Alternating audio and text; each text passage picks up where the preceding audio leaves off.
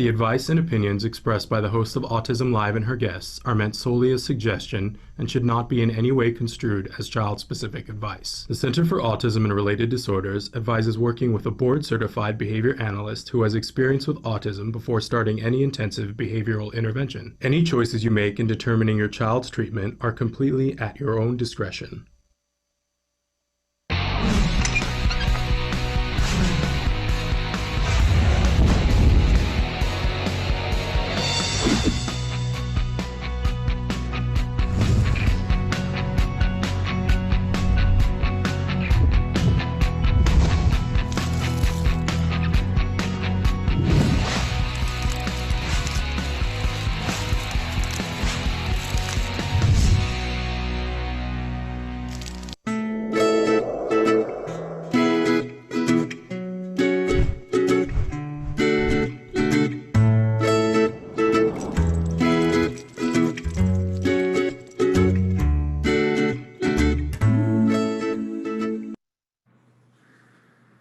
Good morning and welcome to Autism Live and to Let's Talk Autism with Shannon and Nancy. Nancy, I don't think your computer, there you are. Here I am. Hi, Shannon. Good Hi, morning. Nancy. Haven't seen you in a whole week. I know. How are you? I'm good. How are you? Good. I'm better that you're here. It's so fun to be with you this morning. And I'm excited because we have an amazing guest this morning that's going to be I'm very excited. But we'll talk about that in a second, but just, this check-in, because we have some viewers saying, hello, gorgeous people. Hello, gorgeous to you. So we're thrilled because we got this big day today, Nancy, here at Autism Live, and we're kicking it off this morning with you. And Julie Matthews is going to be joining us in just a second, talking with us about nutrition and being healthy and keeping our kids healthy and setting them up for success. Then later on today on Autism Live, we have our very last in a series. We're doing afternoon shows right now, Nancy, featuring card heroes. These are the people who are still, I know you've got some of them coming to your house, some of these amazing people. And I'll tell you what, I got to be honest with you, this hour in the afternoon that we're spending with these young people has been the thing that I needed so badly because they fill me with hope. These people and how much they love our kids, and to hear them get emotional about how much they're missing our kids. Oh, I don't know about you, Nancy, but when I hear about how people feel privileged to work with our kids, it makes me feel at least 100 pounds lighter than I am. Yes, it does. And there are a lot of those guardians that, really feel like this is their life's work to do this. And you got to love them for that. Absolutely. So it's delightful to have them with us. And Dr. Grant-Pichet is with us during that hour. And today is her birthday. And I just want to say to anybody who watches the show and has ever learned something from Ask Dr. Doreen, or, you've had the pleasure to have had CARD employees work with you or with your kiddo, please spread the love, send in a message either in this show or tune into the 2:00 hour when she's here, 2:00 Pacific time, and tell her yourself, happy birthday, because to me, she's the original card hero, right? She's the card hero from which all card heroes spring, because it wouldn't have happened without her. She created the place. It was her vision. So make sure that you tune in for that. And plus, I have a special little video that I'm going to be debuting in that second hour later on today with two very, very, very special guests who join me to say happy birthday to Dr. Grant-Pichet. And believe me, they've never been on the show before, and you'll love it. So okay. And I want to let you guys know that we're going to be joined any second by our guest, our fabulous guest, Julie Matthews from Nourishing Hope. And you guys are already writing in questions. We will make sure that she has opportunity to hear those questions. But they will be from a nutritional and health standpoint. But I think so far what I'm seeing, that, you guys are in line with that, saying hello to everybody wherever they are. I know we've got several different continents already joining us, Nancy, which is super awesome. And yeah, she's in our waiting room. So let's welcome Julie Matthews, Nancy, to be with us, because we don't want to frog around today. We don't get Julie very often, and we want to make sure that we get plenty of time to talk to her. Following her advice for many years now for my own Me sons. too. Me too. Julie, welcome to Autism Live and to Let's Talk Autism with Shannon and Nancy. You're here with Shannon and Nancy. Hi, Julie. Hi. So thrilled to have you. Thank you. This is so wonderful. We've been talking about this all week. We're so excited that you're here because Nancy and I are big fans of yours. As Nancy just said, she's been following your advice. I've been following your advice. And I think both of us feel like it's really helped us with our kids. Am I right, Nancy? Yes, I feel like Julie's advice has helped me a lot with my own son. So really thrilled to actually meet her today and have a chance for our viewers to ask her questions, because there's a lot to get into here. Thank you. That's so nice to hear. Yeah, and maybe we want to start off by let's hit the highlights here first. That your website, which is Nourishing Hope, is it .com or .org? Nourishinghope.com. .com. Okay, and you have a book. Which tell us the name of the book. Nourishing Hope for Autism.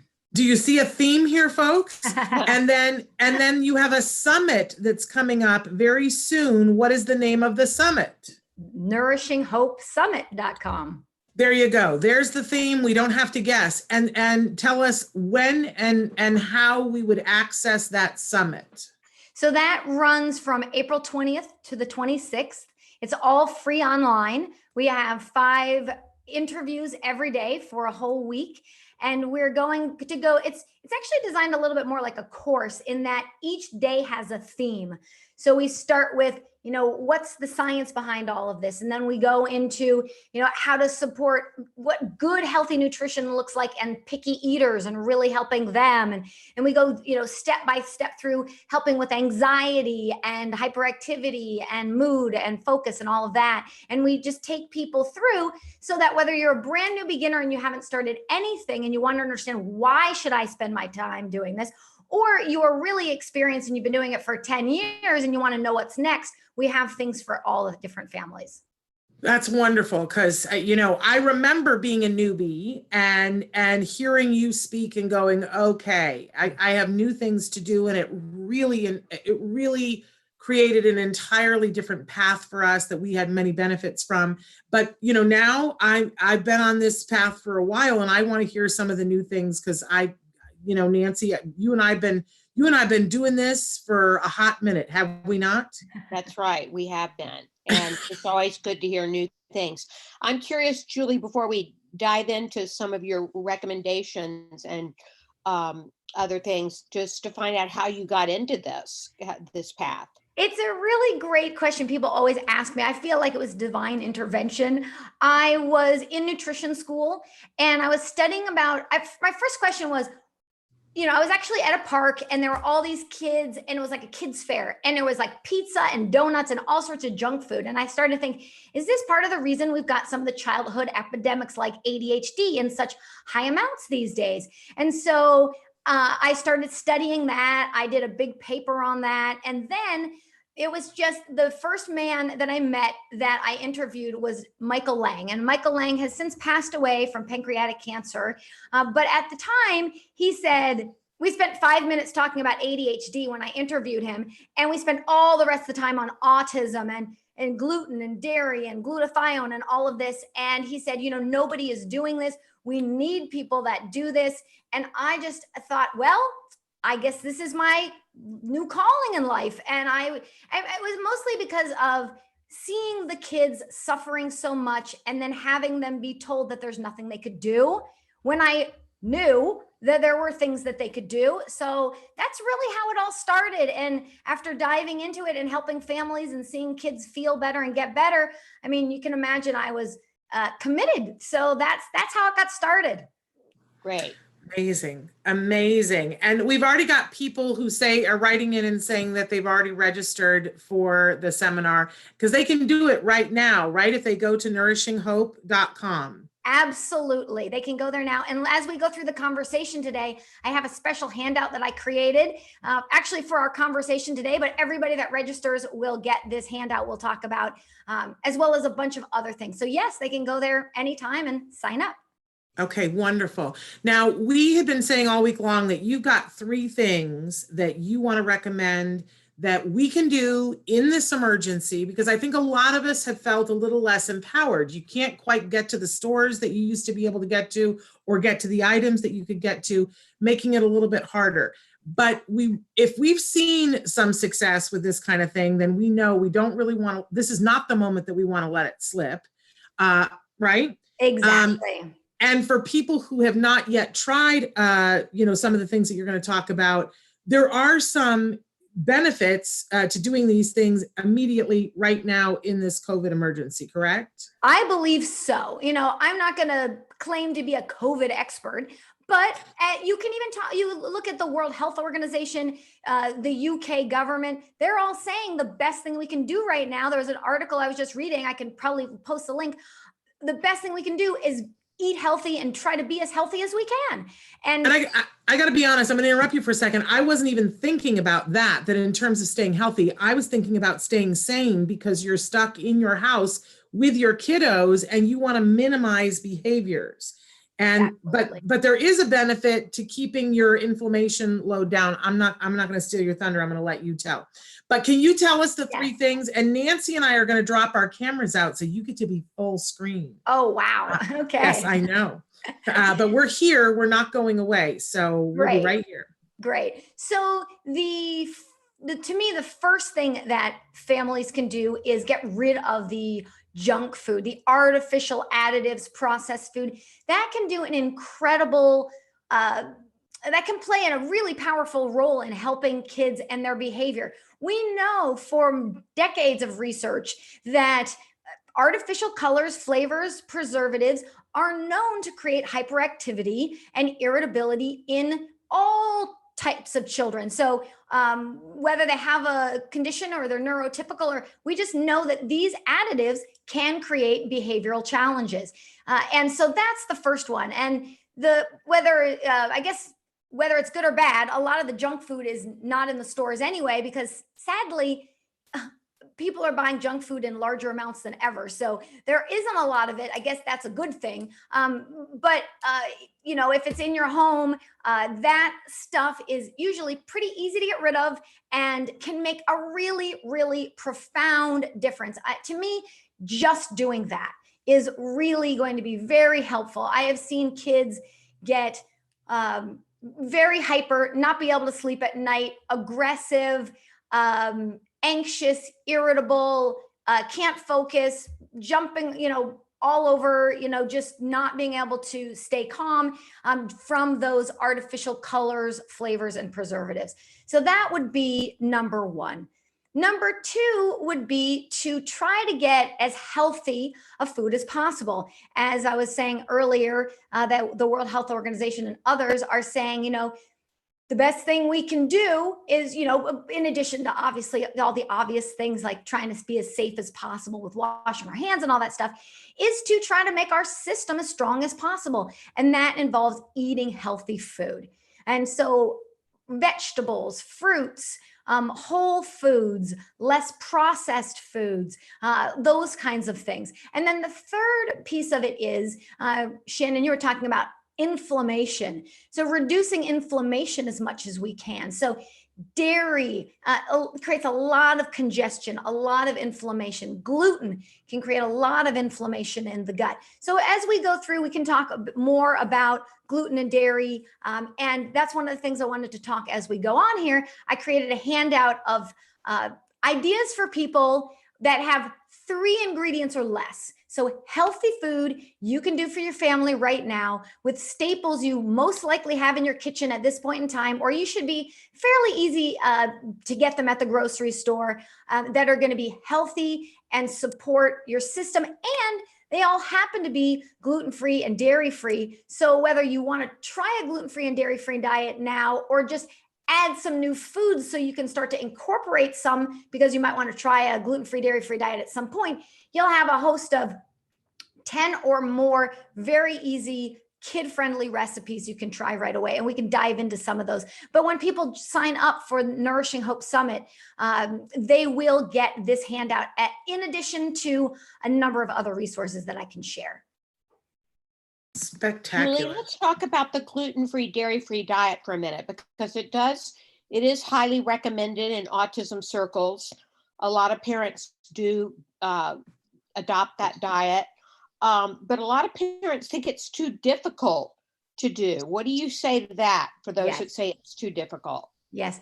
Well, it's like, I want to first acknowledge it is challenging at the beginning. When you're first getting started, it's a big learning curve. And so you have to figure out all the things that might have that in there. And then you have to get your child to eat them, which when you have a child with autism is not an easy task always. So I understand where people are coming from. But once you get the kind of the foundations of it in place, it is no more difficult than any diet. Instead of this bread, you use this bread, or instead of this snack food, you use this other snack food. And so once you get going and you find a few staples your child will like, then it's really no more difficult than any other diet. And as they feel better and they're more calm, they're more focused, your family is more, happy and calm, and you just have more space to do any little extra that you might need in order to get the diet, just to continue to maintain the diet. So I really have found that when I talk to parents, it's really only the beginning. So taking baby steps, maybe, starting with maybe these 10 or 11 or 12 recipes, I'm suggesting at first, get them on hand. Just have your child eating some new things before you even take out the old things. And that can make a really big difference in making it easier for them to do. Wonderful. And we've got a lot of people that are writing in questions here.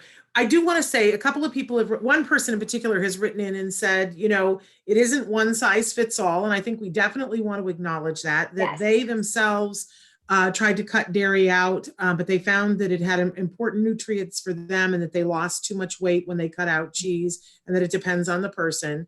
And for some of us, this is a benefit that when we cut out the dairy that we lose weight.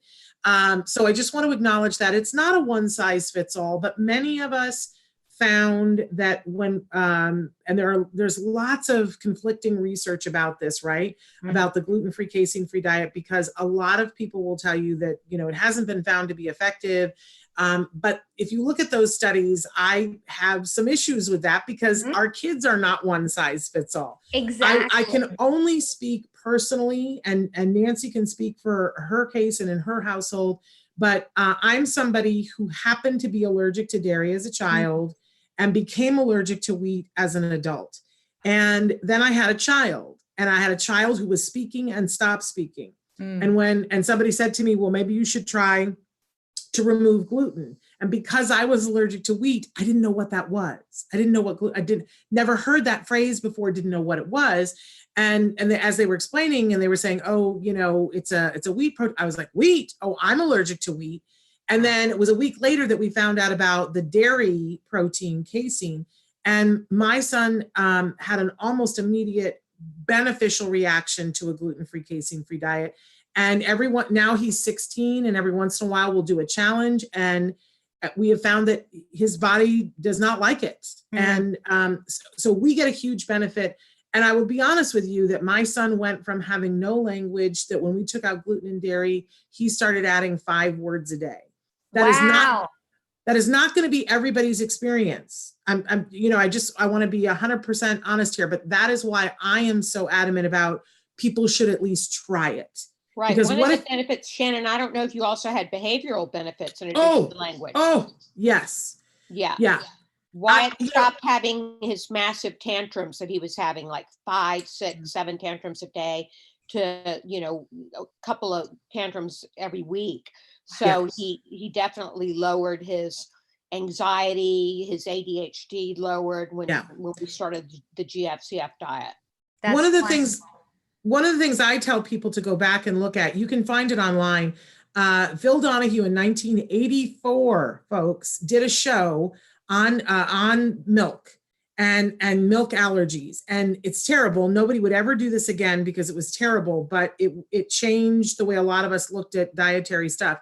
He had kids that were there who had been off of dairy for a while, and during a commercial break, they all drank milk. And by the end of the show, you could see how these kids were, and it was horrifying. Wow. Because for a kiddo who has a milk reaction, behavior, Yes. and it's almost instant.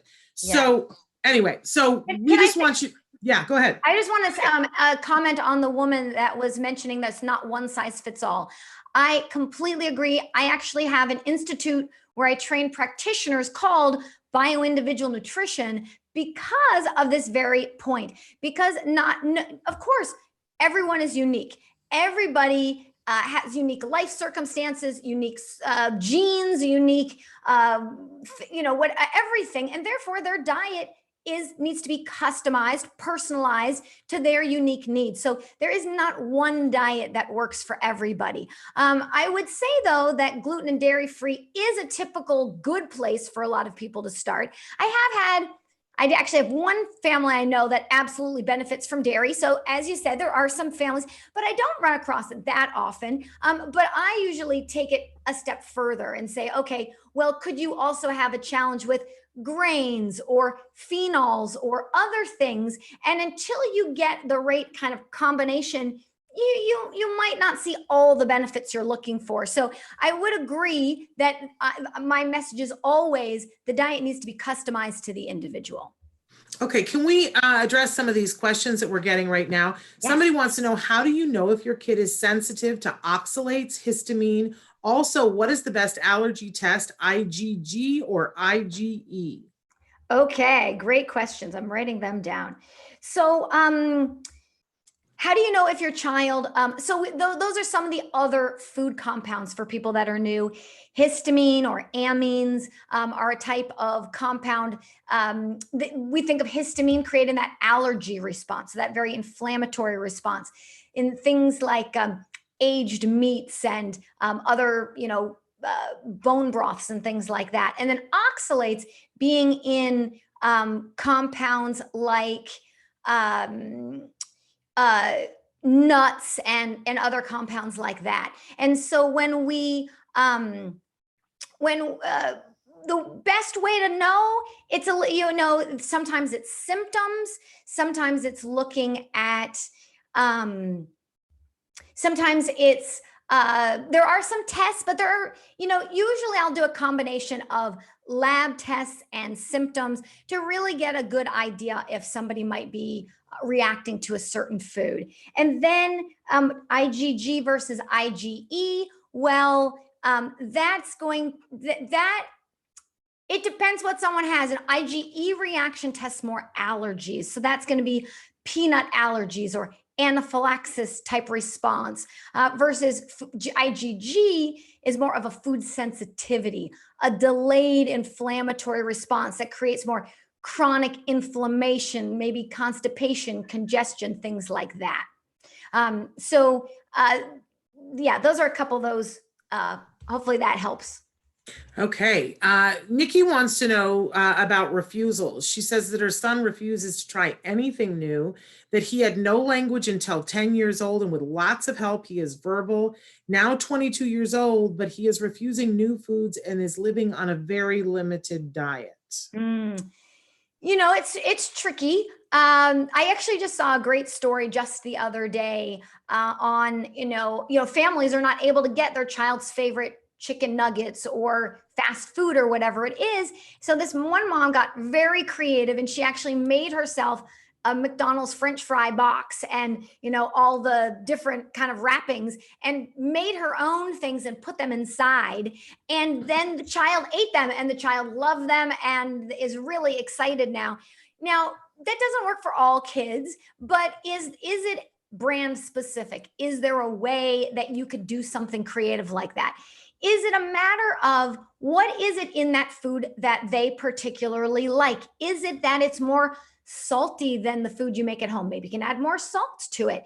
Is it that they have MSG or other things that stimulate your brain and tell you this tastes good?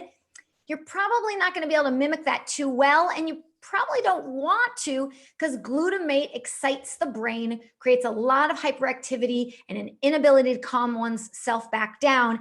So I would kind of look at what are the foods they like. Can you mimic that texture with something else? Let's say they like potato chips. Can you start making carrot chips or something else where just little by little you can take baby steps to expand their diet out? Yeah, I'm going to say this, and then I'm going to be very unpopular. And Nancy, you can chime in here too, that I think that we as parents get into routines and we never want to shake our kids up too far. But the story that I always go back to is the mom who insisted and told me that, you know, she had a child who would only eat one thing and only eat that thing ever. And then they went on vacation and they were, you know, someplace where there was a hurricane, and for 3 days they couldn't get access to that thing. And there was not even a question of it. They just couldn't get access. And her kid ate vegetables and ate all the other things. And she said, I don't understand. It was like a magic trick. We get a hurricane and he eats other things. And I don't think that it's one size fits all ever. It did remind me that part of it is, you know, we put things in the house and those are comfort things for us to give them because food is love. Mm-hmm. Let's admit it. And it's the way that we show love to them. But if that thing isn't there, then it makes it infinitely easier. And we are in a circumstance right now where you can't necessarily get your hands on everything, and how, you know, your kids might be experiencing some anxiety over that, but, you know, are you able to get them to eat other things? I don't know, just throwing that out there. I like to be unpopular. No, that's a great story to hear, because that is, I think it helps other people. You know, so many times parents will say, well, their child doesn't eat any vegetables. They start going gluten and dairy free. Now their child eats more vegetables. Also, I completely agree. You know, we do our best. We love our kids. I mean, it's in our nature to nurture them. So if that's give them whatever they're going to eat, of course, that's, you know, that seems reasonable. But I bet you in part, this mom, she couldn't get it. So, because there's a little part in our brain, this is a story I like to tell about my husband. He's like a really crazy picky eater. Before we met, he ate like 10 foods. So I mean that with all sincerity. So when our baby was like 6 months old, maybe 8 months, whatever, I was on a call and I couldn't feed our daughter. So I said, okay, I made these fresh peas. I ground them up, you know, feed these to her. Well, he didn't like peas. So I got done with the call and I said, how did it go? Did she eat the peas? And he said, nope, she would not eat those peas. And I said, what was wrong? Did they not taste good? You know, taste them. What do they taste like? He wouldn't. It turns out he didn't taste them because he thought they were gross. So he tried to feed them to her. She wouldn't eat them because she sensed on some level, there's a danger here. This adult is not feeling comfortable. So there's a way that if we have, you know, that the more resolve and certainty and confidence we have with what we're feeding our child, it does, I believe, it does translate to how accepting. And maybe in this mom's case, she was just like, oh my gosh, I can't get that food. So I've got to move forward with what we have. I don't know, maybe that translated to somehow for that child. And this mom has written in a little bit more information. She said the diet he has is a variety of textures. So textures are okay, but he refuses new foods. And she's asking a very real question, and I really want to honor it, about what do you do if the food that's preferred isn't available and then he refuses to eat anything? Because the one thing that we don't ever want is a child who's failing to thrive or starving. No one wants that. Absolutely. And I am always of, you know, there's this rumor out there or whatever that I really dislike, which is that don't worry, eventually your kid will eat, they won't starve. Well, that's not always true in autism. They might not eat. And I mean, I don't want to put more fear. I mean, I'm all about nourishing hope, clearly. But I want to acknowledge this mother. As you said, there is a real fear and concern. And if a family, if that's all their child would eat, you know, you do the best that you can do. What this mother's saying and what a lot of parents are telling me now is, but I can't get that food. So now what do you do? Now you have to do something if that food isn't available. And so that's why in the handout that I have when you register for the summit at nourishinghopsummit.com is if you can't get your chicken nuggets, try these gluten-free chicken nuggets. Every single recipe is 3 ingredients. or less. So in this case, it's chicken, eggs, and any kind of gluten-free breading, gluten-free flour, gluten-free crackers, ground up, anything you can find. And most people can find chicken and eggs and some sort of rice flour or something. So that's one example. So I would say, you know, if you can't find your favorite, you know, I would say try to do your best with trying to create something as similar to what they like now as possible. Yeah. Yeah, wonderful. And Nancy, I'm not really letting you have a word in edgewise here, but there was a question asked early on about, can you talk a little bit about seizures? And I think that there is a nutritional component to this we're learning, correct? Well, there could be some diets that could help. So, you know, I don't think diets cause seizures, but you know, for, I would say many decades, I'd say 70 years or more, I believe, we have known that the ketogenic diet has been used for intractable seizures. So we do know that's one thing. There's certain people that they can't cleanly burn glucose, and for whatever reason, that creates seizures for them. And if they eat a diet very high in fat and they're able to turn into fat burning instead of sugar burning, that does either resolve or improve their seizures. Now, again, everybody's unique. That one dietary approach does not work for everybody with seizures.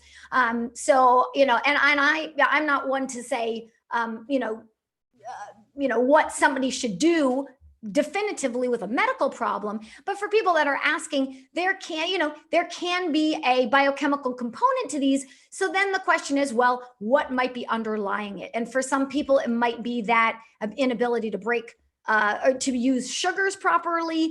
For other people, it might be something else. You know, there's a number of different clients I've had that have found different approaches to be helpful. So I would say in that case, it's tricky.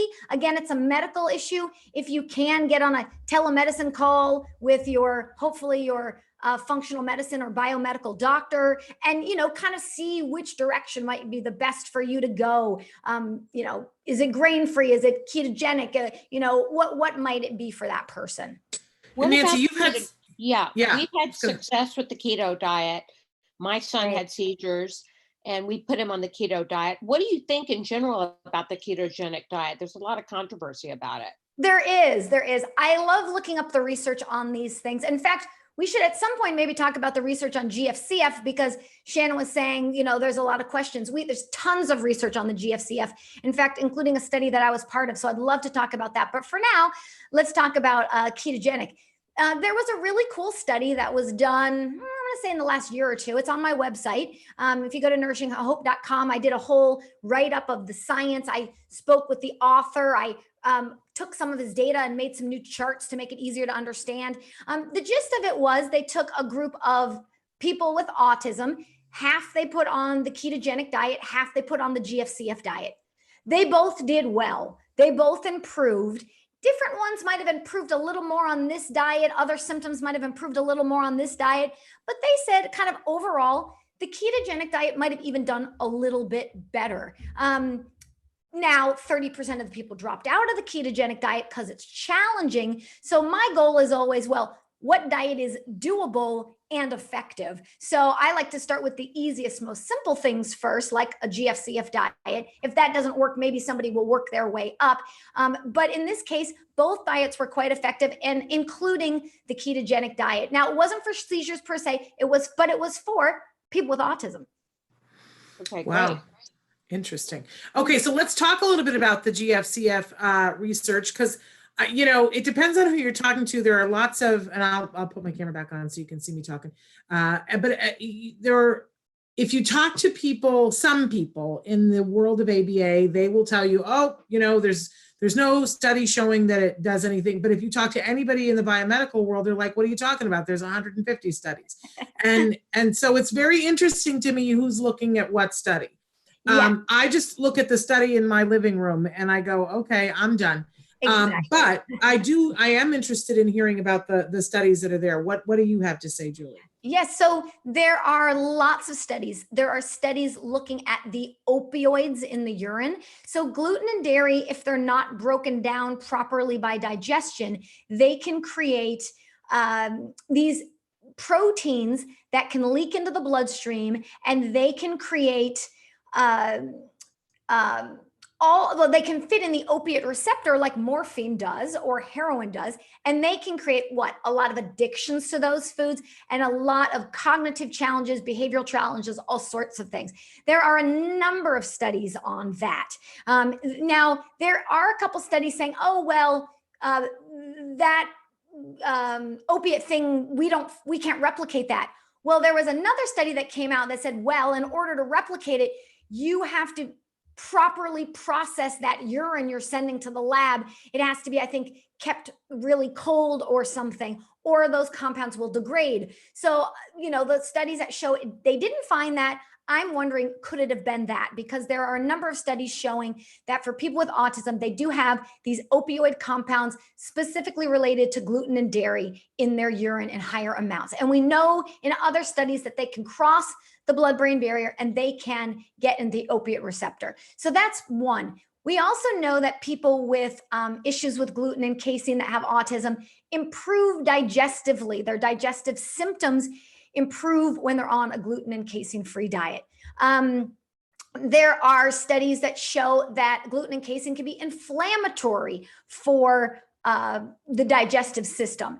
And a study that I was part of was published 2 years ago now. It was with Dr. Jim Adams, who is the lead, who is an amazing researcher and a father of an adult daughter with autism. I consider him a mentor. And we did a study looking at the gluten casein-free diet along with 5 other nutrition interventions, a multivitamin mineral formula, essential fatty acid, and so on.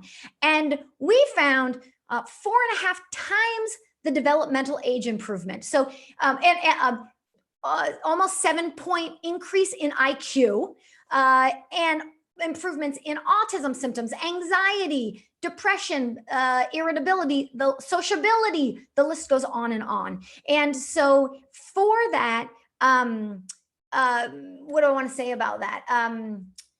The developmental age. So, it was a 1-year study, and you'd expect a neurotypical child to develop 1 year in 1 year.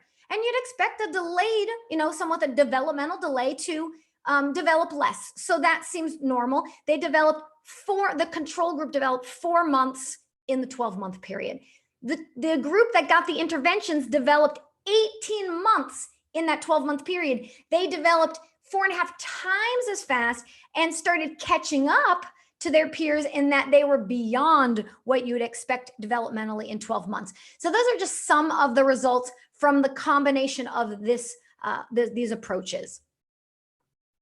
Somebody wants you to speak about the supplement study, the study you did with supplements. Yes. So the supplements was part of that study. So we looked at a multivitamin mineral formula, essential fatty acid blend, digestive enzymes, carnitine, and Epsom salt baths. So people would soak in those. And parents found now the multivitamin mineral formula was added first, and each thing was layered month after month. So the parents found the biggest benefit they felt with the multivitamin mineral formula. I'm always curious, if we mixed those and moved them around, would they always get the best benefit with the first thing that we did? Or is it specifically that multivitamin? I do think a multivitamin mineral formula is very effective.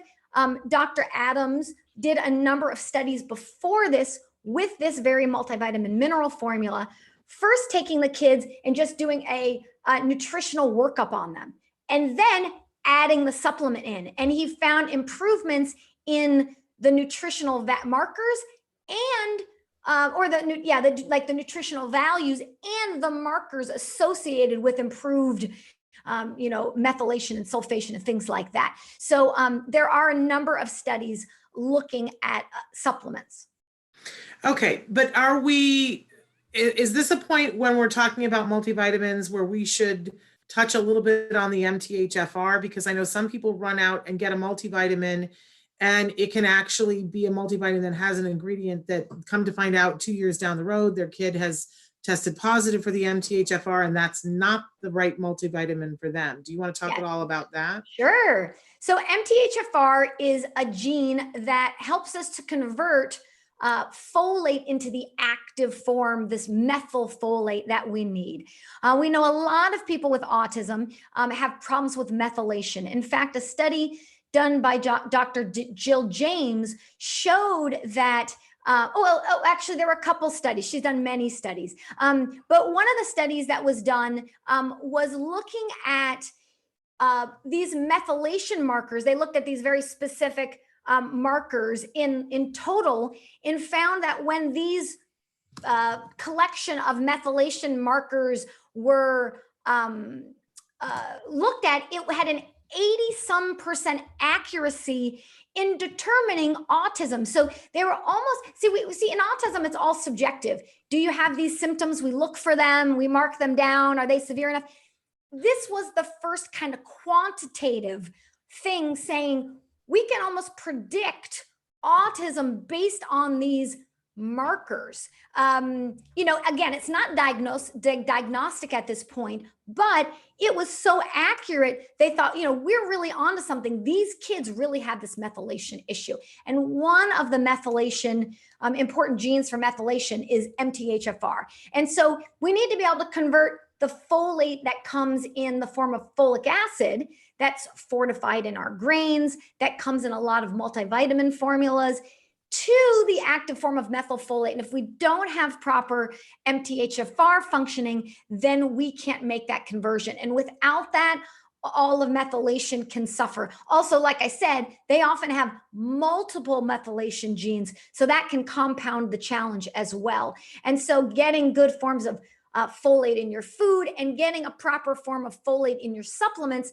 a folinic acid or a methylfolate, depending on who you are, can make a really important difference. Julie, you have a 2-minute clip that you gave us, but I don't know, we have more questions too. I don't know how much of it you've already covered than the clip. Should we show the clip? Should we keep with the questions? What do you think? What would you like to do? And we've got time to do both. It doesn't matter to me. I've never, you can ask my husband, I hate video. But it's totally, and so I never even really watch most of my video clips. So, we could go. Well, let's give you a break. Let's give you a break. You rest for a second. It's only 2 minutes long. Okay, let's take a look at the clip. Then we're going to come back and ask some more questions. Okay. So take a look, you guys. This is Julie Matthews, Nourishing Hope. Register for that webinar right now.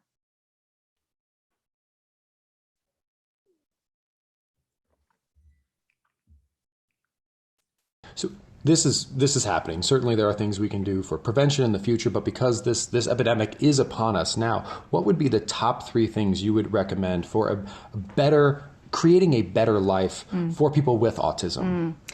I would look at diet number 1, and I would start with something simple that everyone can do, which is take out artificial ingredients, artificial colors, flavors, preservatives, MSG, all of that. It's a really easy way, but we can see dramatic improvement with our children with ADHD or autism or any of them. And then looking at taking out the inflammatory foods. For children with autism, it's often gluten and dairy. Can be very inflammatory. That creates an inability to digest them, and they actually end up with opiates like morphine or heroin that are floating around that can fit in the opiate receptor and trigger a very similar brain chemical response. So getting out the inflammatory foods or the foods that are causing neurological challenges, and then adding good healthy nutrition in, because a lot of them have underlying, let's say, methylation issues or things that require good folate. So just even simple things like getting good vegetables into your kids. I know that can be challenging with autism. Particularly, we know that they are known to be picky eaters, and there's a number of reasons for that. But I really like to encourage parents not to despair and to keep going, because you can get really creative with texture and you can start to make vegetables. I just had a client the other day in this program that I'm doing, and the mom wrote back and said, my child is eating vegetables for the first time. And they're not earth-shattering ideas, but they are creative ideas that I think a lot of parents sometimes get stuck. So if we can just make healthy foods more kid-friendly, then we can start to get them to eat healthier. Well, where can we go to see some examples of that? Because that does seem like a simple thing that we can do right away that can change the lives of our little ones. Absolutely. So they can find more information. My book's called Nourishing Hope for Autism, and I have a website, nourishinghope.com. And there's all sorts of helpful information, recipes, and things to help parents get started. Beautiful. Well, thank you for giving so much hope to so many. I really appreciate it. Thank you. I don't know if I've ever heard the better name of a website in my life, nourishinghope.com, because nourishing our bodies, nourishing our souls, nourishing our children, is there any better way to live better? Thank you for your courage to nourish yourself, to nourish your little ones, to nourish the world, and to continue on this journey. Wonderful. And so for people who have joined us late, you're getting ready to have this ginormous summit. Tell us again when it is and what the details are so that they can start to register. Yes. So it's nourishinghhopesummit.com, and it is going to be April 20th through the 26th. And it is going to be free. There's 35 interviews. We have Dr. Adams talking about the study that we were part of. We have Dr. Martha Herbert talking. She's a pediatric neurologist. We've got from Harvard. We've got all sorts of people talking about how to cook in your kitchen, creative ideas for picky eaters. We've got a whole picky eater section. We've got more advanced diets. We're going to talk about ketogenic diet with an expert, a PhD who started studying ketogenic diet for divers in the Navy who had gotten brain injuries. The list goes on and on. Really exciting topics. So they can go there, register for free. As I was saying, turns out that I guess those 3 tips I guess I was right on point. It's funny that I had the same tips today that I did then, but I guess, they are obviously 3 very important points.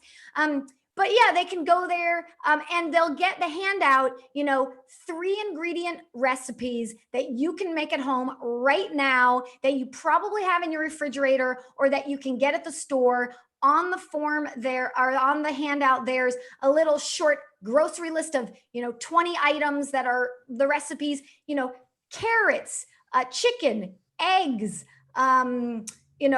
kale, just simple things. And most of the grocery stores do have those in stock.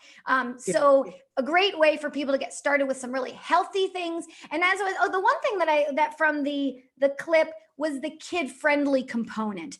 That is something we only talked a little about today that I think is really important because there was a study done, I briefly mentioned in the clip, on picky eaters. And autism, there are some, not only are they picky eaters, I think, I forget all the stats right now, but they also had 3 or more picky eating behaviors, including 2 that only existed in the autism group, which was pica, which is eating non-food items, and pocketing food, which is, not swallowing it. So we know they have very specific eating needs and habits. They have sensory issues. So if you're not tasting the food very well, because maybe you're zinc deficient, and you've got texture issues, eating like slimy, like kale is going to be highly offensive. So let's make kale chips. Crispy, crunchy, salty. Rarely do I have a child that I found that doesn't like them. But again, just sometimes it's simple things that parents just aren't aware of. So I really like to look at that. So, and then when you also register, there's 2 more guides, and one of them are kid-friendly recipes. And there's more recipes there. And then I also have a 12-step guide that comes from my program. I give you all the steps for free, all 12 steps, baby steps through advanced steps on how to eat a healthy diet and how to make it kid-friendly, and then how to advance it with some of these other concepts. And all of this is free when you register for the summit, and the summit is free also, Julie? Absolutely, it's all free. So you really can't go wrong, you guys. And the place that they want to go to register for the summit is? Nourishinghopesummit.com. Okay.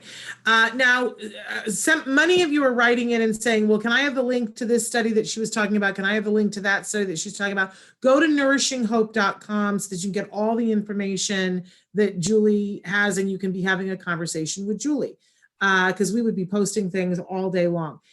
Somebody else wants to know, we've tried to give our son supplements to support his methylation pathway, but he has a corn intolerance and had a negative reaction, behavior and mood, to a supplement. Our naturopath prescribed pure encapsulations. Can you recommend a clean brand for someone with a corn allergy? And maybe that's a question they need to ask you, because I bet you have more questions for them.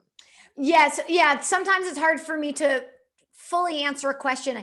What was the supplement? What were you looking for? But a lot of times vitamin C is derived from corn. So there are some people that might react. I've had some clients very sensitive. And so they would need to find a brand that didn't have any of the ingredients derived from corn. So, yeah. Okay. Nancy, I feel bad. I'm not letting you squeeze in. You jump in if you have a question for Julie, okay? Okay, I will. One of the things that we were talking about, getting kids to eat non-preferred foods, what you can do, which is based in ABA, what my therapists have done, is you give them the non-preferred food, but follow it up with the preferred food. So you introduce tiny, tiny amounts. Is that something that you recommend, Julie? I think anytime you can expose a child to a new food is a good thing. So if they're, I mean, I wouldn't necessarily say, okay, let's give them a cookie before we give them, something healthy. But if they're not going to eat the healthy thing, and the first way we can even get them to eat the healthy thing is to do some sort of a reward in the short term, but now they get exposure to it over and over, and they're probably eating the preferred food to begin with anyway, then I do think that that's a fine strategy for the short term. Anything we can do to expand their mind to the fact that these aren't scary and that they ate them and they liked them, I think can be a positive thing. Now, there might be better ways to do it. I mean, I'd rather not give the preferred food if it's not an ideal food. But like I said, if they're already eating it anyway, it'll give you some leverage. And right. I feel like, and sometimes kids just need to get over the fear of the food by being exposed to it. Uh-huh. Yeah. Julie, I'm a big fan of sneaking things into things and not telling people. And I always say to people, I admit that my son is not a picky eater. I don't know how I lucked out in that lottery, but I lucked out in that lottery. He's epicurious. It is my husband. You talked about your husband only having 10 foods. I think my husband could beat your husband. And my husband had not seen a vegetable up close for at least 10 years before we started dating. And I started sneaking things into, like, the meatloaf. I sneak broccoli and carrots into the meatloaf instead of the bread and the cheese and the egg. And I swear, to this day, I don't think he realizes. He's like, this is the best meatloaf ever. And it has none of the bad stuff and all of the good stuff. And he ends up getting like 2 servings of vegetables. This is my husband, you guys. I understand. Right? But are you a fan of sneaking things in when it's our kids, or do you think it pulls them further away from understanding what they're eating? I think it could be either way. And I think you need to understand your child in order for this strategy. I love those ideas. I love sneaking things in because sometimes, I don't know, kids, they just, they don't want it, but if it's there, they don't really mind. The one challenge that I would caution some parents is super picky eaters. If they only eat, let's say, 2 proteins, let's say they eat meatballs and something else, and now you've messed with their meatballs and now they reject the meatballs and you only got 1 food left, or that's a little dangerous per se. Okay, be careful. So I would say it's all about knowing your child. With that said, I would say a vast majority of my clients sneak healthy things in because their kid doesn't mind, their kid doesn't notice it, they get more nutrition in, just like you said. So for the most of the time, I think it's a great strategy. It's just, you really need to know your child to know that, because what we want to do is we never want to lose trust with our child around feeding them, because it can be difficult to get that back. Okay. Okay with my husband, but not so much with our That's kiddos. right. Exactly. I love it. I want to make sure before we run out of time, because we're down to the last 4 minutes here, Yep. that we tell people again, there is this summit, and tell them the dates again, Julie. The summit is April 20th through the 26th. And so that whole week, starting on Monday, there'll be talks every day. And they can go to nourishinghhopesummit.com to register for free. Okay, and is it a certain time each day? And, tell us about that. During each 24-hour period, they will have access to any or all of the interviews that day. So if there's specific ones on that day, they can listen to those whenever they want to. Wonderful, wonderful. So you can do it on your own schedule, but you got to make sure that you look at the calendar and go, okay, I've got 24 hours. I want to see this interview with this person. I've got 24 hours. I'm going to fit it in where I can do it. Exactly. That's very clever, Julie. That's very smart of you. Thanks. I mean, I like to make things as easy for people to be able to make use of them as possible. So I want to make it accessible for people, and also put it in an order that they can wrap their they can make good use of that learning. And if they go to the summit page, nourishinghhopesummit.com, they'll see all the days and all the speakers, so they can plan it out ahead of time. If they know they've only got limited time, they can mark their calendar now with the ones they really want to see. And if they say, you know what, I really love these, I can't see them all right now, or whatever it is, there is an opportunity to buy them and then own them for a lifetime. So you can go back to them as many times as you want. And so I wanted to really make it accessible. I know that during this time, people might not have a lot of extra funds. And if they don't, I want to make everything available for them for free. I want parents, obviously I want kids to get better and feel better. And I want to support parents during this difficult time as much as possible. Well, that is awesome. So you have nothing to lose. Go and register. Then you'll get the recipes. You're going to get those 3 handouts, and you'll be registered, and you can see them on your own time within those 24-hour periods. And if you need more, there is more. In fact, if you need more from Julie has other services too. You take clients on to help with more, entrenched issues, and she is available to do that all through nourishinghhope.com. Nancy, we love her, don't we? We do. You're just a wealth of knowledge, Julie. And it's so nice to know that these are simple things you can do to make a difference in your child's life. It's very empowering. Absolutely. That's wonderful. Yes, trying just a simple thing or two. Just start wherever you are and see. Baby steps, little steps, step by step can really make a big difference. You don't have to do it all overnight. You can just start incorporating a few healthy things, the few healthy gluten-free things, and then before you know it, little by little. So I just want to encourage families to, stick with it.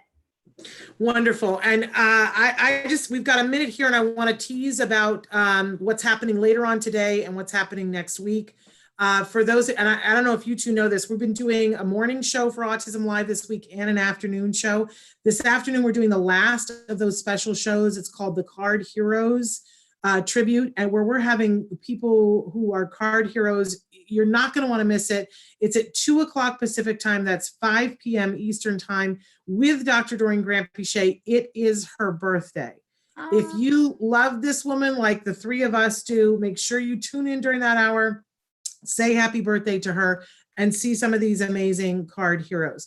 But I also want to let you know, next week on the show, really quickly, on Monday, we've got special education attorney Bonnie Yates on, and the Pocket OT, Kara Kaczynski, is going to be joining us to talk about OT things you can be doing at home. On Tuesday, Elaine Hall from the Miracle Project is going to be here to talk about the sequel to Autism the Musical. It's premiering on HBO just in 2 weeks. You're going to want to hear from her. On Wednesday, we have Dr. Doreen Grant-Pichet answering your questions for Ask Dr. Doreen.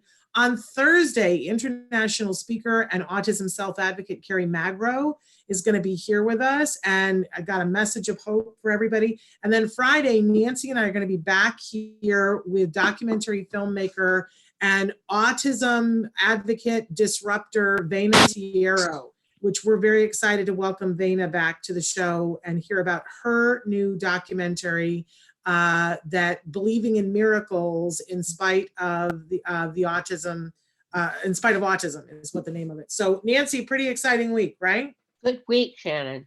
It's it's Very April. How could we deliver less? So Right. that's all happening. But be registering for that webinar right now. Nourishing Hope, not webinar, summit, excuse me. NourishingHopeSummit.com. Yes? Yes. Did I get it right? And go to nourishinghope.com for more information, all things Julie Matthews. But come back here at 2:00 in just a few hours, 3 hours, to see that Card Heroes and wish Dr. Grampy a happy birthday. We're out.